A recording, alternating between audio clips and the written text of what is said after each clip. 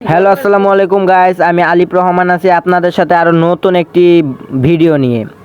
So আজকে আমার কথাটা হচ্ছে আমরা যাব ডিয়াবাড়িতে ঘুরতে। আমার সাথে আছে জাকারিয়া এবং আমার কাকি এবং আমার ছোটো বোন মাইমুনা।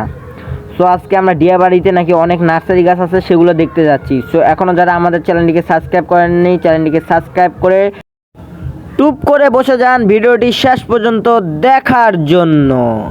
সো গাইস, আমরা চলেই আসছি ডিয়াবাড়িতে। সো কত সুন্দর সুন্দর ফুল দেখতে পাচ্ছি, এগুলো হচ্ছে ফুলকপির ফুল বলে এগুলোকে। আর এখানে গাঁদা ফুলও আছে এবং বিভিন্ন ফুল আছে যেগুলো আমি চিনি না। এইটা যে কি গাছ আমি এটা চিনতেই পারলাম না। পাতাগুলো গোল গোল, ডালগুলো গোল গোল, কীরকম একটা গাছ আসলে।